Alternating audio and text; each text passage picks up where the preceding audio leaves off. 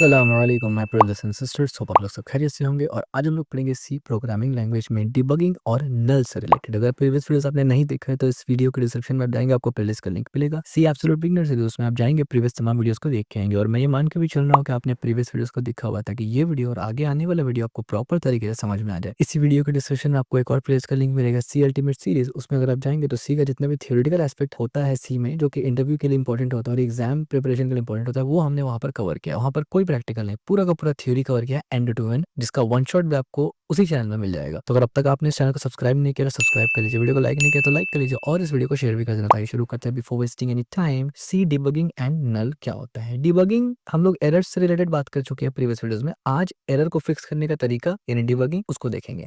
Finding an error in C programming language या फिर finding and fixing the error in C programming language, what we will cover. आज हम लोग क्या क्या कवर करेंगे। What is debugging and why it's important. Important तो खैर आप समझ गए होंगे क्यों है, क्योंकि बग का मतलब है कि जैसा आप कोड चाहते हैं चलना वैसा नहीं चलता। जाहिर सी बात है, कोड लिखने का मतलब ही क्या है कि अगर वो अपने हिसाब से चले, तो डिबगिंग इसलिए इंपॉर्टेंट है। दूसरा, डिबगिंग होता क्या है ये हम लोग समझेंगे। हालांकि इसका डेफिनेशन आपको ऑलरेडी पता है कि जो प्रॉब्लम है उसको ढूंढ के फिक्स करने को डिबगिंग बोलते हैं। कॉमन डिबगिंग टेक्निक्स ये हम लोग समझेंगे। डिबगिंग द सेफ चेक ये हम लोग समझेंगे, with safe check. Understanding null pointer ये हम लोग समझेंगे। ऑलरेडी हम लोग ये बात कर चुके थे पॉइंटर से रिलेटेड मेमोरी मैनेजमेंट में और स्ट्रक्चर वगैरह में भी, जो हम लोग नल पॉइंटर्स को यानी जब हम लोग ये पढ़ रहे थे ना कि मैलॉक, कॉलॉक, इसी तरीके से री अलॉक और फ्री, तो इसमें हम लोग नल का भी बेस्ट प्रैक्टिस देखा था कि हमेशा फ्री करने के बाद नल पॉइंटर की तरफ पॉइंट करना है। तो उसको भी समझेंगे कि भाई जो हमने किए थे वहां प्रैक्टिकली, आज समझेंगे कि भाई ये नल पॉइंटर होता है क्या और क्यों इस्तेमाल किया जाता है इसको। ठीक है, एरर हैंडलिंग बेस्ट प्रैक्टिस भी देखेंगे हम लोग। सबसे पहले डिबगिंग, तो ये छोटा सा बग यहाँ पर है। What is debugging. डिबगिंग होता क्या है। Debugging is the process of finding and fixing error bugs in your program. जैसे हमने ऑलरेडी बताया, bugs are mistake that make your program crash, behave incorrectly और give a wrong output.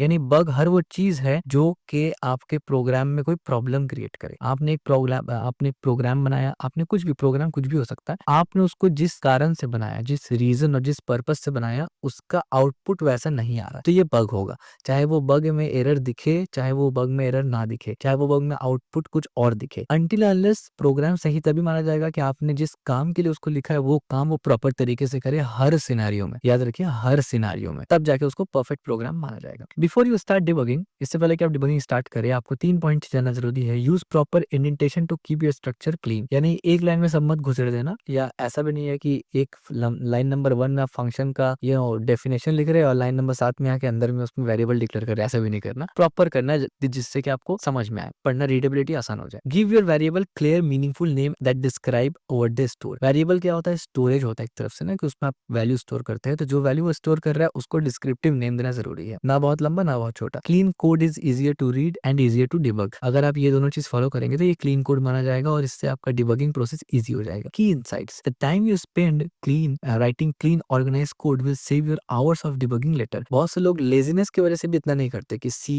A variable का नाम बना के निकल जाते हैं आगे, लेकिन ये सी ए आपका 2 सेकंड बचा रहा है। सी की जगह अगर आप थोड़ा डिस्क्रिप्टिव नेम लिख लेते आपको 5-10 सेकंड ज्यादा लगता, लेकिन एक गलती की वजह से आपको 5-10 मिनट या फिर बाजूकात आवर्स भी लग जाता है, तो वो मत करना। प्रिंट डिबगिंग, अब प्रिंट डिबगिंग का मतलब क्या होता है, ये वन ऑफ द क्लासिक और one of the best way, देखा जाए तो one of the best way होता है डिबगिंग करने का, मैनुअल डिबगिंग जिसको कहते हैं। आप क्या करते हैं, हर काम, हर जो चीज हो रहा है उसके बाद आप एक प्रिंट लगा लेते हैं और प्रिंट में लिख देते हैं कि यहाँ पर क्या हो रहा है। जैसे यहाँ पर आप देखिए एक्स और वाई दोनों वेरिएबल डिक्लेयर किया गया, तो हमने प्रिंट किया यहाँ पर बिफोर डिवीजन, कि डिवाइड करने से पहले क्या रिजल्ट था, और उसके बाद आप यहाँ प्रिंट भी कर सकते हैं एक्स वाई का वैल्यू को। उसके बाद हमने डिवाइड किया और फिर हमने बोला आफ्टर डिवीजन, तो डिवाइड से पहले कैसा सिनेरियो था, डिवाइड के बाद हमारा कैसा सिनेरियो था। इससे आपको डिबगिंग में हेल्प मिलता है। आप अगर देखेंगे भाई डिवाइड से पहले सब कुछ ठीक था और डिवाइड के बाद गलत आंसर आ गया, तो इसका मतलब इन दोनों के बीच में जो काम हो रहा है उसमें गड़बड़ है, तो आप डायरेक्ट इस वाले लाइन पे चले जाएंगे। ठीक है, तो ये सबसे बेसिक और सबसे क्लासिक और काइंड ऑफ सबसे अच्छा लेवल का होता है। हालांकि इसके अलावा भी काफी सारे ऑप्शंस हैं डिबग करने का, बहुत सारा लाइब्रेरीज भी होता है, बट एज अ बिगनर आपको इसका आदत करना और ये बहुत अच्छा है। If you don't see after division the program crash at X Y, जैसे मैंने पहले बताया। ठीक है,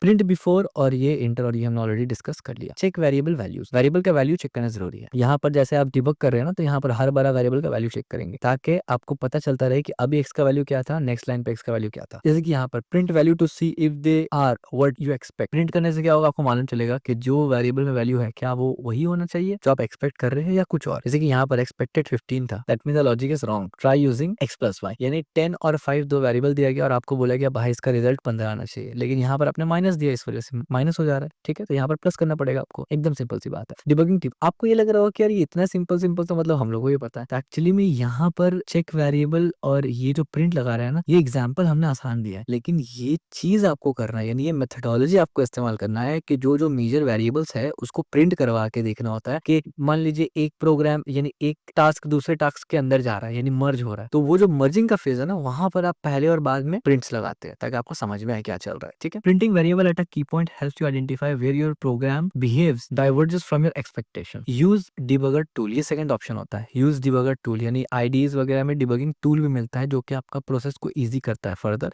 जैसे कि IDE debugger like VS code यानी विजुअल स्टूडियो, इसी तरीके से कोड ब्लॉक है, इसी तरीके से VS code have built in debugger that work with C, यानी वीएस कोड जो हम लोग इस्तेमाल कर रहे हैं वहां पर बिल्ट इन डिबगर भी है जो कि सी के साथ काम करता है। These tools let you pause your program using break point, break point में आप अपना प्रोग्राम को पॉज कर सकते हैं। Step through your code line by line, आप लाइन बाय लाइन अपना कोड को एनालाइज कर सकते हैं। Watch variable and see unexpected value as they change. अब अलग से जो टूल्स इस्तेमाल करते हैं, ये अलग से लाइब्रेरी अलग इस्तेमाल करेंगे, ये अलग से बहुत सा अलग से सब टूल आता है जो कि खास करके डिबगिंग के लिए आता है, that is totally separate from particular C series, यानी किसी भी प्रोग्रामिंग लैंग्वेज के साथ वो अटैच नहीं होता, वो एक एडवांस लेवल का एक अलग मिनी सीरीज होता है जो कि स्पेशलाइज्ड होता है डिबगिंग के ऊपर। ठीक है, तो ये समझना जरूरी है। प्रॉब्लम होता है स्टूडेंट को इसीलिए, जैसे मैं हमेशा एग्जांपल देता हूँ कि लोग सी प्रोग्रामिंग पढ़ेंगे या जावा पढ़ेंगे और वो एक्सपेक्ट करेंगे कि यार मुझे डेटा स्ट्रक्चर एल्गोरिदम भी पढ़ा दो। नहीं, डेटा स्ट्रक्चर एल्गोरिदम अलग चीज है, सी प्रोग्रामिंग अलग चीज है। डेटा स्ट्रक्चर का सी से कोई डायरेक्ट लेना देना नहीं है। डेटा स्ट्रक्चर एक ऐसा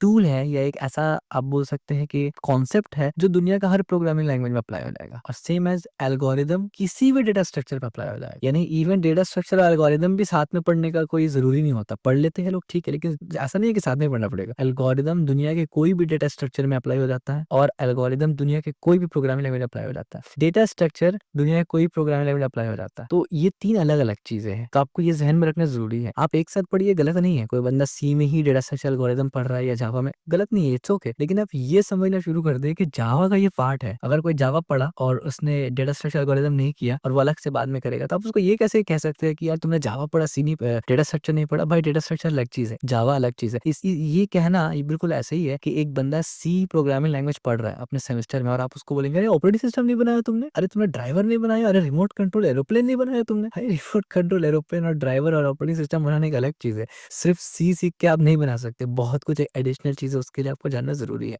और वो अलग है। सी सीखने का मतलब वो नहीं, वो अलग है, वो सी से अलग पार्ट है, सी उसका फाउंडेशन है। तो ये चीज समझना बहुत जरूरी है। तो डिबगर टूल्स वगैरह अगर आप कमेंट करेंगे तो फ्यूचर में मैं इस पर डिटेल एक मिनी सीरीज लेके आऊंगा कि सी प्रोग्रामिंग लैंग्वेज में किस तरीके से डिबगिंग वगैरह किया जाता है in compare to other languages. हालांकि मोस्टली लोगों का ये डिमांड सी से रिलेटेड होता नहीं है, मोस्टली लोग क्योंकि वेब डेवलपमेंट, मोबाइल डेवलपमेंट ये सब में जाते हैं, तो उस टाइप का लैंग्वेज में वो ये करते हैं। ठीक है, ब्रेक पॉइंट क्या होता है? अच्छा, एक और इंपॉर्टेंट बात, ये जो एरर्स और डिबगिंग का कॉन्सेप्ट है ना, ये हर प्रोग्रामिंग लैंग्वेज में होता है, थोड़ा आगे पीछे होता है, बट मेजर जो फाउंडेशन रूल्स है, रूल्स से मुराद जो कॉन्सेप्ट है वो सेम है। रूल्स तो प्रोग्रामिंग लैंग्वेज के हिसाब से थोड़ा वैरी कर सकता है, वो जो मेजर कॉन्सेप्ट है वो सेम होगा। जैसे कि ब्रेक पॉइंट्स, यानी डिबगिंग जब आप करेंगे तो ब्रेक पॉइंट होगा। अब डिबगिंग हर प्रोग्रामिंग लैंग्वेज में होता है, तो ब्रेक पॉइंट का मतलब होता है दो स्पेसिफिक एरिया, स्टार्टिंग और एंडिंग पॉइंट बता देते हैं, उसके दरमियान आपका कोड पॉज हो जाता है। Pause execution at a specific line to examine program state, ठीक हो गया, जहां पर आपको डाउट हो। Step through execute code one line at a time to follow the flow, यानी एक बार में एक लाइन को आप एग्जीक्यूट करते हैं। नॉर्मली हम लोग जब कंपाइल और एग्जीक्यूट करते हैं तो पूरा कोड एक बार में चल जाता है ना, डिबगिंग में आप उसको एक एक लाइन करके चलाते हैं देखने के लिए। Watch variable, monitor variable value as they change during execution, और फिर आप प्रॉपर तरीके से देख सकते हैं किस तरीके से एग्जीक्यूशन के दौरान आपका वेरिएबल का वैल्यू बदल रहा है। जैसे आपने लूप चलाया तो हर बार लूप चलने के बाद वेरिएबल का वैल्यू बढ़ता है, काउंटर का वैल्यू बढ़ रहा है। तो ये चीज आपको नॉर्मल में नहीं दिखता, आपको डायरेक्ट दिखता है। फॉर एग्जाम्पल मैंने 50 तक अगर काउंटर चलाया यानी लूप चलाया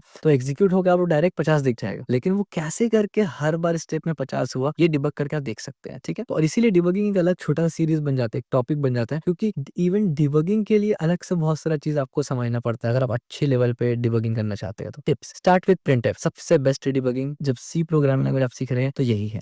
once you comfortable explore IDE debugger to get even better insight into your code. एक बार जब आप बेसिक लेवल का सी आ जाता है आपको, तब जाके इंटरमीडिएट लेवल पे आप ये सब एक्सप्लोर करते हैं। Learn from message error. दूसरा ये है कि message error, read error message carefully. जो भी मैसेज एरर आता है उसको आप रीड करेंगे तो वहीं पर बहुत सारा आपको जो इन्फॉर्मेशन है वो मिल जाता है। C compiler and run time error often tells you what went wrong and where. For example expected error expected और ये सेमीकोलन बिफोर प्रिंट, यानी वो बता रहा है कि भाई हमें सेमीकोलन एक्सपेक्टेड है, कहाँ पर वो भी बता रहा है, प्रिंट एफ से पहले। तो भाई और क्या चाहिए, प्रिंट एफ ढूंढो ऐसा जहां पर सेमीकोलन ना लगाओ, लगा दो, easy solution, fix the missing semicolon. Location error message often include the file name, यानी फाइल का नाम होता है, and the line name and the line number where the error occurred. Description the message describe what the compiler or runtime doesn't understand. Pro tip: even if you don't understand the entire error message, focus on the key parts like the line number and specific error mention. सबसे important यही बात है कि अगर आपको error समझ में ना आए ना, तो जो लाइन में एरर लिखा हुआ है ना, वो लाइन पे पहले आप चले जाइए और अपना लिखा हुआ कोड को समझने की कोशिश करिए, ठीक है। और वो जो प्रोग्रामिंग का रूल सिंटैक्स आपने पढ़ा है उसको अप्लाई करने का ट्राई करिए। Debugging with safe checks. अब ये क्या होता है safe checks? Preventing crash before they happen. Some bugs like divisible by zero और dividing by zero are known to cause crash. यानी प्रिवेंटिंग क्रैश बिफोर हैपन का मतलब है कि क्रैश को बचाना क्रैश होने से पहले, ठीक है। और मोस्टली जो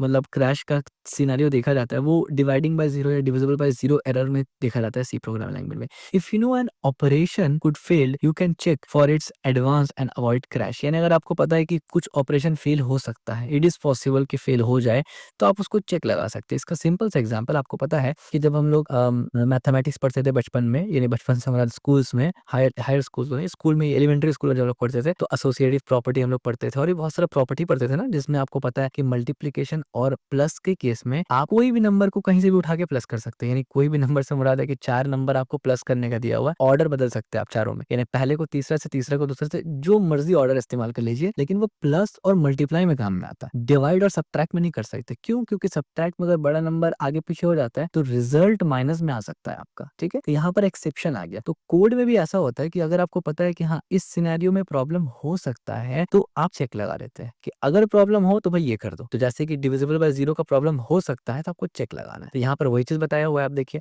यहाँ पर हमने मेन लिया x और y। तो अभी देखिए डिनोमिनेटर 0 है, x न्यूमरेटर 10 है, तो 10 को डिवाइड करेंगे 0 से तो कैसे करके होगा। तो हमने प्रिंट किया पहले, डिवाइड करने से पहले क्या हुआ, उसके बाद हमने चेक किया क्या y is not equal to 0, यानी भाई जो नीचे होगा वो 0 नहीं होना चाहिए। तो अगर y 0 नहीं है तब जाके तुम डिवाइड करो x प्लस y को और उसको रिजल्ट दिखा दो। लेकिन अगर ये ऐसा है x 0 के बराबर है तब जाके तुम else प्रिंट करो कि भाई एरर डिविजिबल बाय 0। ये एरर आप खुद से भेज रहे हैं प्रिंट में, ना कि क्रैश हो रहा है, ठीक है, दोनों में फर्क है। तो ये एरर देख के आप खुद समझ जाएंगे कि ओ अच्छा गलती से डिनोमिनेटर 0 हो चुका, यानी हम डिवाइड बाय 0 कर रहे हैं, 10 को 0 से डिवाइड कर रहे हैं, ठीक है। और ये आफ्टर डिवीजन। तो इस तरीके से आप चेक्स लगाते हैं। सेम एज अ माइनस वाला केस में भी कर सकते हैं। अगर मान लीजिए हम बोलेंगे कि भाई 5 से 15 हटाओ, 5 से 15 घटाओ, भाई 5 से 15 कैसे घटेगा, 5 तो छोटा है 15 बड़ा है, तो वो माइनस में चला जाएगा। तो आप यहाँ पर वो चेक लगा सकते हैं कि अगर ऐसा कुछ हो तो आप वहां पर लिख सकते हैं कि भाई सब्ट्रैक्शन एरर या फिर सब्ट्रैक्शन माइनस में जा रहा है, तो आप नंबर चेंज करिए। इससे क्या होगा कि आपके प्रोग्राम बनने के बाद कभी भी ये नहीं होगा कि यार आपने कैलकुलेट किया और मान लीजिए आपको माइनस में नहीं जाना था। मोस्टली रियल वर्ल्ड एप्लीकेशन में आप माइनस में कभी भी जाते नहीं है, तो उसमें कभी भी ये प्रॉब्लम नहीं होगा कि यार माइनस पे चले गए तो पूरा का पूरा प्रोग्राम गड़बड़ा गया, कैलकुलेशन गड़बड़ा गया, ठीक है। तो ये चेक्स इंपॉर्टेंट होता है। Result now instead of crashing, लेकिन अब क्या होगा कि जब ये कोड आप इस्तेमाल करेंगे ना तो क्रैश नहीं होगा। क्यों? क्योंकि आपने हैंडल कर लिया इसको। तो अब क्या होगा, the program print an error message and continue running. Program यहाँ से प्रिंट एरर मैसेज प्रिंट करेगा और ये कंटिन्यू आगे चलता रहेगा, क्योंकि प्रोग्राम ने कभी इसको एग्जीक्यूट किया ही नहीं है, ये इस लाइन को कभी एग्जीक्यूट किया ही नहीं है, तो प्रोग्राम क्रैश होगा ही नहीं। This is an important part of writing safe code, debugging code, ठीक है, डिबगेबल कोड, ये इंपॉर्टेंट पॉइंट था। अब आउट ऑफ बाउंड एरे, बल्कि मैं इस कोड को आपको लिख के भी दिखा देता हूँ, ठीक है, क्योंकि जब मैंने ऑलरेडी बनाया ही हुआ है तो उसको ऐसे ही छोड़ देंगे, अच्छा नहीं लगता यार, VS कोड को थोड़ा यूज भी कर लेते हैं। तो यहाँ पर ऑलरेडी एक्सप्लेन तो हमने कर ही दिया है। तो लेट से इसको मैं यहाँ से कंपाइल करता हूँ, 45 है हमारा, और इसको एग्जीक्यूट करूंगा। आप देखिए कोई एरर नहीं आया यहाँ पर, ये जो प्रिंट है वो नॉर्मल प्रिंट है, ठीक है, इस तरीके से। लेकिन अगर मैं अब एक काम करता हूँ ना, मैं अब यहाँ से इसको बाहर लेके आता हूँ, मैंने इसको बाहर लेके आया इस तरीके से, ठीक है, बल्कि इसको यहाँ करते हैं और लेट से जो इफ एल्स वाला है ना उसको मैं बंद कर देता हूँ फिलहाल के लिए। तो अब आप देखेंगे क्या होगा यहाँ पर प्रॉब्लम। अब आप देखिए पहले ये कैलकुलेशन पहले करने से पहले ये एक प्रिंट है और ये करने के बाद बाद एक प्रिंट है, ठीक है। एक और प्रिंट मैं लगा देता हूँ, लेट्स से मैं बोलता हूँ printf और ये z का वैल्यू दिखाने के लिए, तो इंटीजर है ना, तो यहाँ पर मैं क्या करूंगा %d कर दूंगा और यहाँ पर बोलूंगा द वैल्यू ऑफ z, ठीक है। और यहाँ पर मैं क्या करूंगा, z को प्रिंट करवा देता हूँ लाइक दिस और एक सेमीकोलन। तो अब आप देखेंगे होगा क्या, जैसे ही मैंने इसको कंपाइल किया और जैसे ही मैंने इसको एरर किया, अब देखिए क्या हुआ, आपको दिख रहा है कितना टाइम वहां पर पीछे लिया, उसके बाद जाके बिफोर डिवीजन प्रिंट हुआ। एक बार फिर से मैं आपको दिखा रहा हूँ, आप राइट साइड में यहाँ पर देखना, ठीक है। ये देखिए, ये राइट साइड में आप देखना, कंपाइल किया, हो गया, एग्जीक्यूट करेंगे तो आप देखिए कितना टाइम ले रहा है, यहाँ पर ये टाइम ले रहा है, उसके बाद जाके ये एग्जीक्यूट हुआ और यहाँ पर दिखा क्या, सिर्फ बिफोर डिवीजन दिखा। अब आप बोलेंगे क्रैश नहीं हुआ, वो क्रैश हो गया एक्चुअली में, लेकिन आपको नहीं दिख रहा है। आप बोलेंगे मुझे क्यों नहीं दिख रहा, क्योंकि क्रैश होने का मतलब क्या है, जब आप इसको, इस प्रोग्राम को प्रॉपर तरीके से पैकेजिंग वगैरह कर देते हैं ना, तब वो क्रैश होता है, विंडो वगैरह जब उसको चलाता है। लेकिन अभी हम लोग इसको पैकेजिंग वगैरह कुछ नहीं किए, ये सिर्फ एक प्रोग्राम है, इस वजह से। और इसका प्रूफ क्या है कि ये क्रैश हो गया है, वो इसका प्रूफ ये है कि बिफोर डिवीजन सिर्फ प्रिंट हो रहा है एक, और इस लाइन के बाद कुछ भी प्रिंट नहीं हो रहा है, एज यू कैन सी। तो इसका मतलब कोड यहीं आके रुक गया। तो जाहिर सी बात है, कोड एग्जीक्यूशन अगर रिटर्न 0 से पहले रुक जाता है, अगर रिटर्न 0 से पहले रुक जाता है, याद रखिए सी प्रोग्रामिंग लैंग्वेज में एरर थ्रो करने का मतलब है रिटर्न 0 नहीं करेगा, -1 या रिटर्न 1 करता है। इसका मतलब ऑपरेटिंग सिस्टम को समझ में आएगा कि ये जो प्रोग्राम है इसने एरर रिटर्न किया, और अगर रिटर्न 0 है मतलब एरर रिटर्न नहीं किया। लेकिन हमारे इस केस में कोड कभी रिटर्न तक पहुंच ही नहीं रहा है, कोड यहीं पर आके रुक गया। तो रुक गया नहीं, वो बेसिकली क्रैश हो गया, कोड इसके आगे कभी चला ही नहीं।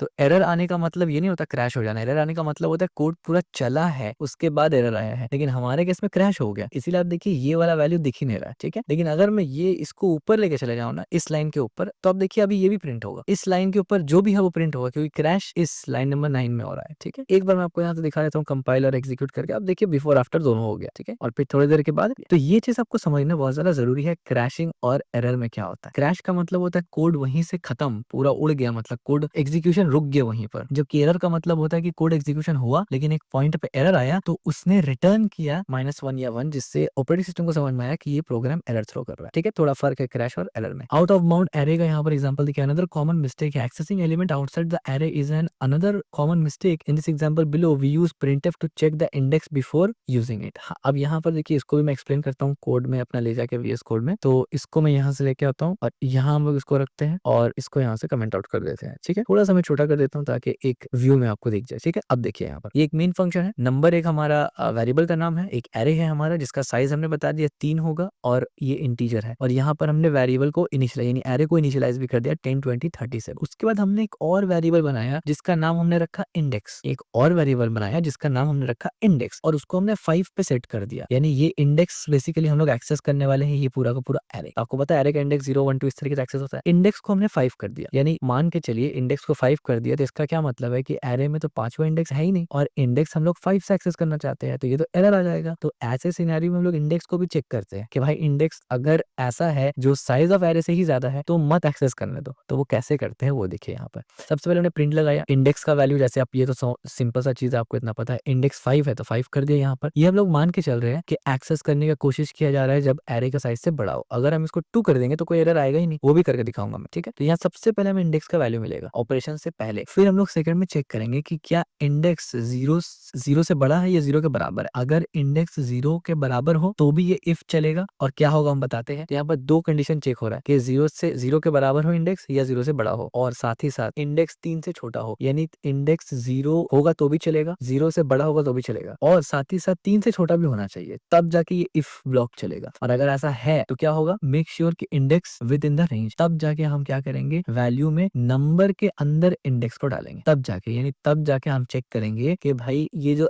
एरे है इसका 5th इंडेक्स एक्सेस करो, क्योंकि नंबर इस तरीके से एरे है और अंदर हम लोग इंडेक्स डालते हैं 1, 2, 3। तो यहाँ पर हमने इंडेक्स डाला, इसका मतलब नंबर के अंदर हमने गोया के 5 डाल दिया, ठीक है। तो ये कब करने देंगे, जब हम ये चेक कर ले रहे हैं। अब यहाँ पर हो सकता है लॉजिक में आपको थोड़ा सा समझ में ना आए, वो मैं भी एक्सप्लेन कर रहा हूँ, टेंशन मत लेना। तो इस तरीके से चेक करेंगे, और अगर ये फेल हो जाता है तो प्रिंट क्या होगा, error, index out of bound. ये एरर हम कस्टम एरर थ्रो कर रहे हैं, ठीक है। तो अभी क्योंकि एरे में वो साइज है ही नहीं जो एक्सेस कर रहे हैं, तो ये एरर आना चाहिए हमें। तो जैसे ही मैं इसको कंपाइल करूंगा, ओके सॉरी गलती से मैंने डायरेक्ट एग्जीक्यूट कर दिया इसको। जैसे ही मैं इसको कंपाइल करता हूँ और उसके बाद हमने इसको एग्जीक्यूट किया, तो अब देखिए इंडेक्स 5 है और इंडेक्स आउट ऑफ बाउंड आ गया। ठीक है, एक बार हम इस इंडेक्स को 2 कर देते हैं तो हमें क्या एक्सेस होगा, 30 एक्सेस हो जाएगा। तो कंपाइल करके जैसे हम लोग इसको एग्जीक्यूट करेंगे, अब देखिए 30 एक्सेस हो गया विदाउट एनी एरर। अब हम आते हैं इस लॉजिक के ऊपर, जो बेसिकली चेक है, जो चेक के वजह से ही हम लोग एरर को पकड़ पा रहे हैं। वो चेक क्या है, देखिए समझिए उसको।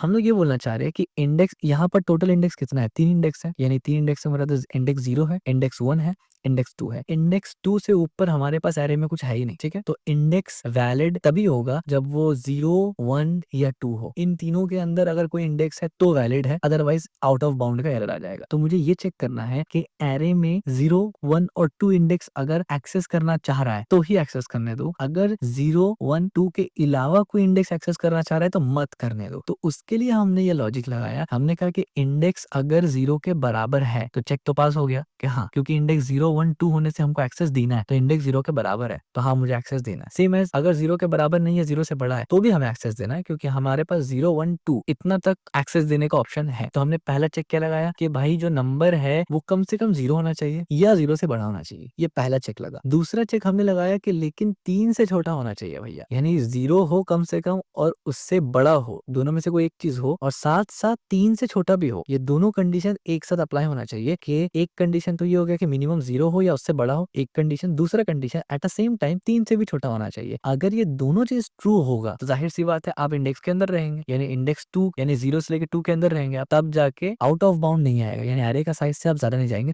तब जाके हम लोग ये वाला इंडेक्स को यहाँ पर सेट कर रहे हैं। अदरवाइज अगर हम यहाँ पर 3 कर दें तो जाहिर सी बात है 3 इंडेक्स का मतलब क्या हुआ, 0, 1, 2, 3, तो 3 तो बाहर है, यानी 3 तो है ही नहीं, 2 तक इंडेक्स है। और यहाँ पर हमें चेक लगा दिया है कि भाई ये इंडेक्स सेट करना ही तब जब 3 से छोटा हो, लेकिन यहाँ तो 3 3 से छोटा नहीं है, 3 3 के बराबर होता है, छोटा तो नहीं होता ना। तो अब यहाँ पर ये एरर हमें दिख जाएगा आउट ऑफ बाउंड वाला। तो यहाँ पर हम लोग इसको कंपाइल करेंगे और यहाँ पर हम लोग इसको एग्जीक्यूट करेंगे। एज यू कैन सी, दोबारा से यहाँ कोड पे चलेंगे। डिबगिंग समरी की टेक अवे, वही सब बात, प्रिंट कोड करना है, रीड करना है, चेक करना है, आईडी वगैरह जो जो हमने ऑलरेडी डिस्कस किया। एरर हैंडलिंग के बारे में हमने टेक्स्ट डिस्कस कर लिया, डिबगिंग, फिक्सिंग वगैरह ये सब कुछ। नेक्स्ट अप हम लोग नल पॉइंटर के बारे में नेक्स्ट चैप्टर यानी अभी ही देख लेते हैं नल पॉइंटर क्या होता है। Null is a special value that represent a null pointer, a pointer that is not pointing to anyone. आसान शब्दों में नल पॉइंटर एक स्पेशल पॉइंटर है जो कि कहीं पर पॉइंट नहीं करता। It's help you to avoid using pointer that is empty or invalid, यानी कि नल पॉइंटर बनाया ही इसलिए गया ना कि गलत तरीके से अगर गलती से कोई पॉइंटर कहीं और पॉइंट कर रहा है तो आप उसको रीसेट कर सके। ये काइंड ऑफ एक रीसेट करने का है। ठीक है, valid pointer memory, null pointer pointing to nothing, simple सी बात है। कॉमन यूजेज क्या है, हमने वही यहाँ पर लिखा है कि जब मैलॉग वगैरह लिखते हैं उस जगह किया जाता है। ठीक है, सेम एज फॉर एग्जांपल जब आप एफ ओपन करते हैं रिटर्न तो वो नल आता है अगर फाइल ओपन नहीं हो रहा है, मैलॉग वगैरह में भी। ठीक है, तो नल का जो अपना एग्जांपल होता है वो सिंपल होता है। तो यहाँ पर आप एग्जांपल में देखिए, फाइल हमने ओपन किया यहाँ पर टेक्स्ट, और हमने चेक किया कि अगर फाइल नल है यानी जिसको ओपन करना चाह रहे वो है ही नहीं अगर, तो फिर हमें एरर थ्रो कर दिया, और अगर है तो फिर चल जाएगा वो। तो नल का मतलब है खाली, कुछ भी नहीं है वहां पर। तो वो हर चीज के लिए यूनिवर्सल चेक होता है। अगर फाइल नहीं है तो भी नल होकर चलेगा, अगर पॉइंटर को नल कर देते तो पॉइंटर कहीं पॉइंट नहीं करेगा, इसका मतलब वो कहीं है ही नहीं। ठीक है, सिम मेमोरी एलोकेशन में आप देख सकते हैं हमने इतना लंबा दे दिया, इतना लंबा, यानी मेमोरी ही साइज ही एग्जिट हो जाएगा ना। मेमोरी का भी तो एक लिमिटेड साइज है। हमने यहाँ पर कितना किया, 1, 10, 100, 1000, 2000, भाई बहुत ज्यादा, बिलियंस में चला गया ये। तो इसको इंटू कर रहे इंट से, यानी इतना